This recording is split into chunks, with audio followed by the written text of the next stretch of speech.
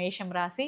சனிப்பெயர்ச்சியில ஒரு பயங்கரமான ஒரு கஷ்டத்துல சந்திக்க போறோமோ அப்படிங்கிற ஒரு பயத்துல இருக்கிறாங்க.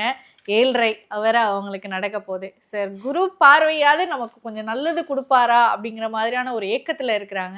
ஸோ அவங்களுக்கு பாசிட்டிவான விஷயங்கள் ஏதாவது இருக்கா சார்? இல்லை, நிறைய பாசிட்டிவான விஷயங்கள் இருக்குது. நான் இப்போ சொன்ன மாதிரி மேசராசிக்காரங்களுக்கு குரு பகவான் அங்கே மிதுனத்துக்கு போனதுக்கப்புறம் நேரடி பார்வையாக தனுசுவை பார்ப்பார். இந்த மேசத்திற்கு தனுசுன்னு எடுத்துக்கிட்டிங்கன்னா 9வது கட்டமாக வரும். இந்த 9வது கட்டம் தான் பாக்கியஸ்தானம்னு சொல்கிறோம். அப்போ குரு பகவான் மேசத்தில் பிறந்தவங்க அத்தனை பேர்களுக்குமே பாக்கியத்தை கொடுக்கணும். பாக்கியம் என்பது வளர்ச்சி, பொருளாதாரம், உங்கள் தேவைகள் என்ன, நீங்கள் எதை பெற்றுக்கொண்டால் நிம்மதியாக இருக்க முடியும், அமைதியாக இருக்க முடியும், வளர்ந்து காட்ட முடியும், மற்றவர்கள் மதிக்கும்படி இருக்க முடியும், இது எல்லா விதமான நன்மைகளையும் குரு கொடுப்பார்.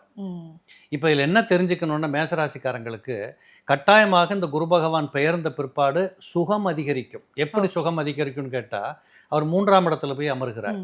இந்த 3ஆம் இடத்திற்கு பேரே என்னன்னு கேட்டிங்கன்னா முயற்சி ஸ்தானம்னு சொல்கிறோம். இளைய சகோதரன், முயற்சி, இந்த காதில் போடுற கம்மல்லேருந்து கைவரல் வரைக்கும் வேலை செய்கிறாங்கல்ல, கம்ப்யூட்டர்ஸ் இதெல்லாம் இந்த 3ஆம் இடத்தை சார்ந்து இருக்கும்.